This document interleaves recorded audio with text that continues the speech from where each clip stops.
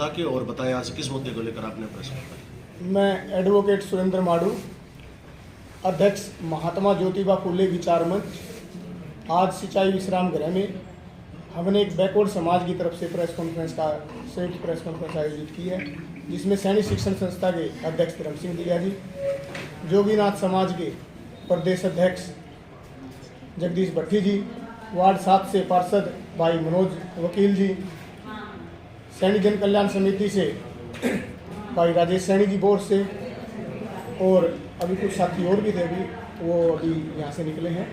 आज जो press conference करने का मुद्दा है, हम पिछले कुछ दिनों से देख रहे हैं कि आज कांग्रेस पार्टी हो या कांग्रेस पार्टी के नेता हों, चौधरी भूपेंद्र सिंह हुड्डा हो या दीपेंद्र सिंह हुड्डा जी हों या कांग्रेस पार्टी के अन्य नेता हों, उनको आज अचानक कुछ दिनों से बैकवर्ड समाज की याद सताने लगी है। जब वो सत्ता में थे तो 10 साल तक उन्होंने कभी भी बैकवर्ड समाज के लिए कोई विशेष ऐसी योजना पार्टियों ने सत्ता प्राप्ति का साधन समझा और इनके हित के लिए कोई योजना नहीं बनाई।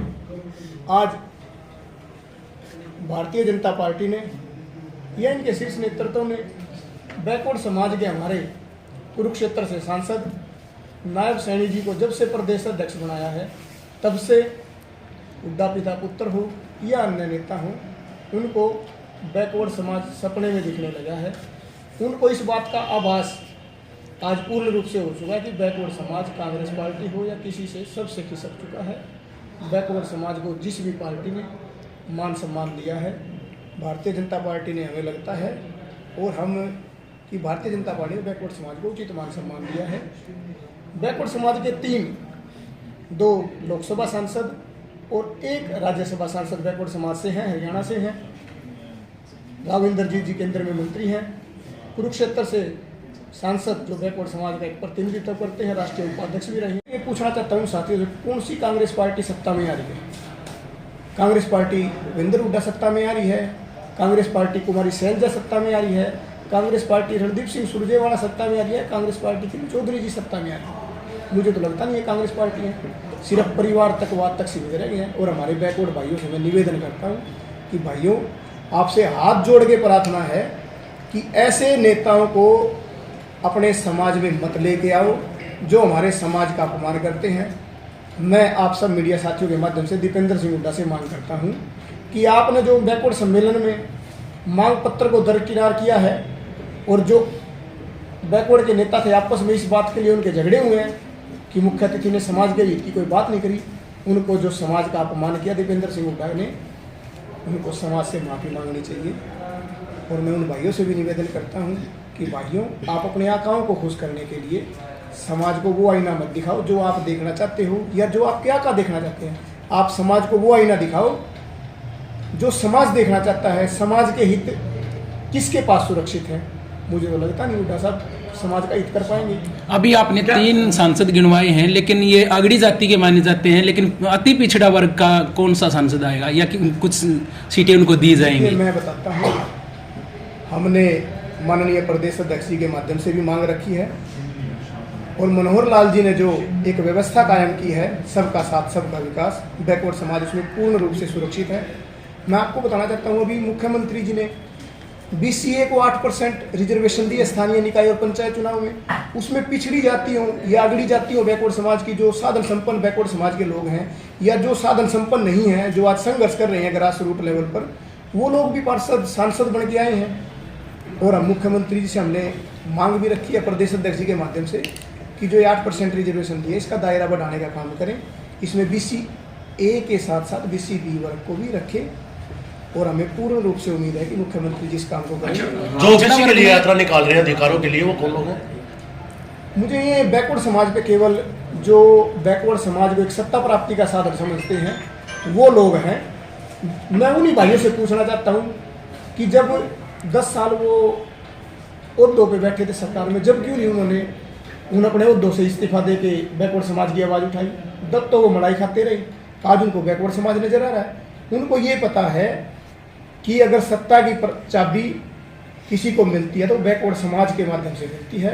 बैकवर्ड समाज के बिना पूर्ण रूप से अब भारतीय जनता पार्टी में सुरक्षित महसूस कर रहा है। क्यों कर रहा है इसका कारण है, इसका कारण ये है कि नरेंद्र मोदी जी की जो कैबिनेट है उसमें 27 मंत्री बैकवर्ड समाज के हैं, वो अगड़ी जातियों से भी हैं, पिछड़ी जातियों से भी बैकवर्ड समाज के हैं। पिछड़ी जातियों से कितने हैं? देखो मैं इस विषय में तो नहीं बता पाऊंगा क्योंकि मेरे को जो डिटेल है मेरे पास वो 27 बैकवर्ड समाज के हैं और 85 लोकसभा सांसद और राज्यसभा सांसद भारतीय जनता पार्टी ने बैकवर्ड समाज से दिए। ये ओबीसी से प्रदेश अध्यक्ष बनाया इसलिए सुरक्षित हैं या कुछ काम भी किया है? कुछ काम बिल्कुल काम किया है। मैं रोहतक विधानसभा से संबंध रखता हूँ। मैं रोहतक विधानसभा की बात करूँ तो जब चौधरी भूपेंद्र सिंह हुड्डा जी मुख्यमंत्री थे तो उन्होंने अपने पिता और दादा के या गांधी परिवार के स्टैचू लगाने के अलावा कोई काम नहीं किया।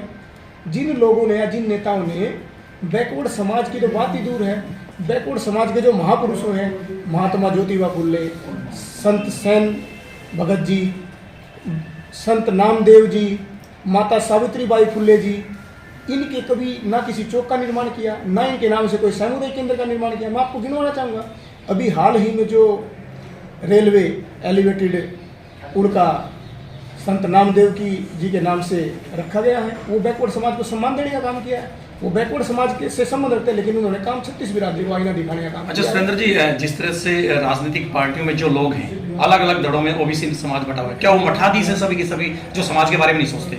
मैं सभी से आप लोगों के माध्यम से एक अपील भी करूंगा, निवेदन भी करूंगा, चाहे सुरेंद्र हो या और कोई भी नेता हो, उनको उस नेता का साथ देना चाहिए, अपने बैकवर्ड समाज का या उस पार्टी का साथ दो जिसमें बैकवर्ड समाज। क्या वो समाज के ठेकेदार हैं जो राजनीतिक पार्टियों में हैं, जो अपने नाम पर जो है वोट लेते हैं और उसके बाद जो है समाज को नहीं पूछते? वो केवल एक समाज को सत्ता प्राप्ति का साधन समझते हैं। वो जब सत्ता में आते हैं तो वो समाज को भूल जाते हैं। मैं ऐसे भाइयों से ही तो पूछना चाहता हूँ कि हुड्डा साहब 10 साल सीएम थे तो आपने कोई ऐसा विशेष काम किया हो? मेरे पास गिनवाने के लिए काम है कि सुरेंद्र मारू ने बैकवर्ड समाज के साथ मिलकर, बैकवर्ड समाज के भाइयों के साथ मिलकर भारतीय जनता पार्टी के जो प्रदेश अध्यक्ष हैं या प्रदेश के जो मुख्यमंत्री हैं जिनकी नीति है सबका साथ सबका विकास, या रोहतक के जो पिछले प्लान में विधायक रहे सहकारिता मंत्री मनीष ग्रोवर जी, उन्होंने समाज को क्या क्या सौगात दी है मैं आपको गिनवाना चाहता हूँ। 5 करोड़ रुपए की जो ग्रांट दी थी महात्मा ज्योतिबा फुले सामुदायिक केंद्र। बिल्कुल, आप अपनी तरफ से जो गिनवा रहे हैं, 10 साल कांग्रेस ने राज किया, 9.5 साल बीजेपी को हो गए, क्या रोजगार ओबीसी समाज को कितना दिया आज तक? मैं मेरे जो सुखपुरा है उसमें 5 बूथ हैं, 5 बूथों में पिछले लगभग 3 से 4 हज़ार वोट है। वहाँ लगभग मैं अपने बैकवर्ड समाज की बात करूँ तो लगभग 70 से 80 नौकरियाँ आई हैं।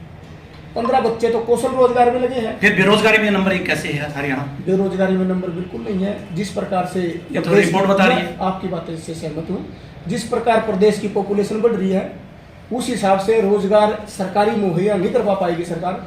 हमें अपने जो मेक इन इंडिया है या जो हाथों का हमारा कौशल है, हमें अपने उस रोजगार की तरफ भी जाना पड़ेगा जो हम पिछले काफ़ी समय से अपने जो पैतृक हमारे काम थे, हमारे रोजगार थे, हम उनसे दूर जा चुके हैं। हम उनकी तरफ भी सब, चाहे मैं हूँ या कोई भी साथी, सब ये सोचता है कि मुझे सरकारी नौकरी मिल जाए। सरकार चाहे कोई भी आए, साधन सरकार के सीमित रहते हैं, नौकरियाँ सीमित रहते हैं। अगर मान लीजिए इस रेस्ट हाउस में की बात करूँ तो अगर यहाँ 15 कर्मचारियों की जरूरत है तो कोई भी सरकार हो वो कैसे वो कर देगी। अच्छा, मैं आपको बताना चाहता हूँ 1 मिनट के लिए प्लीज, जो भूपेंद्र सिंह हुड्डा जी ने 10 साल में रोजगार दिया या अब जो सरकार है मनोहर लाल जी के नेतृत्व में सरकार है जो 9 साल का वर्ष का कार्यकाल हो गया, इन्होंने कितनी नौकरियां दी कौशल रोजगार के माध्यम से, परमानेंट रोजगार के माध्यम से। मैं तो आपको दावे के साथ कह रहा हूं चौधरी भूपेंद्र सिंह हुड्डा ने जो 10 साल के कार्यकाल में रोजगार दिए हैं, अगर प्रदेश के मुख्यमंत्री उनकी सभी के दस्तावेजों की निष्पक्ष जांच करवाएं तो 80% जो रोजगार लगे हुए हैं वो अपने घर पर। कौन करवाएगा? बीजेपी सरकार है, आप सत्ता में 2 साल से सरकार देखिए 9 साल तक अभी तो कोई जांच नहीं जो हुई। भूपेंद्र सिंह हुड्डा जी की भर्तियां थी उनमें से लगभग तो कोर्टों में है। अभी जो पीटीआई थे, फिजिकल टीचर थे, उनको सुप्रीम कोर्ट से किसी पे कार्रवाई किया गया है। बिल्कुल कार्रवाई किस पे हुई है? उनको कार्रवाई से हटा दिया, उनको निलंबित किया गया है, उनको सरकार ने अब नौकरी से बर्खास्त किया। ये तो बीजेपी की अभी भी जो है आपकी भी भर्तियां कई हैं कोर्ट में। करोड़ों रुपए जो सेक्रेटरीट में जो पकड़े गए थे अधिकारी के साथ, क्या उसके साथ क्या हो रही है? बिल्कुल वो अधिकारी सरकार ने, देखो पहले की जो सरकारें थी उनके अधिकारी या उनके नेता जो भ्रष्टाचार करते थे, सरकार अपनी छवि को बचाने के लिए उनको छुपाती थी, उन मामलों को छुपाती थी। आज मनोहर लाल जी एक ऐसे मुख्यमंत्री हैं, अगर कोई सरकारी अधिकारी या कोई पार्टी का नेता हो तो उसको पकड़वाने का काम करती है। अभी जो आप कह रहे हैं कि जो सेक्रेटेरिएट में या जो हरियाणा पब्लिक सर्विस कमीशन के अधिकारी थे, उनके खिलाफ कार्रवाई की, उनको जेल में डालने का काम किया। 2 से 3 IAS मनोहर लाल जी ने जेल में डाले हैं। कितने तहसीलदार गिनवाऊं मैं। बैकवर्ड समाज की बात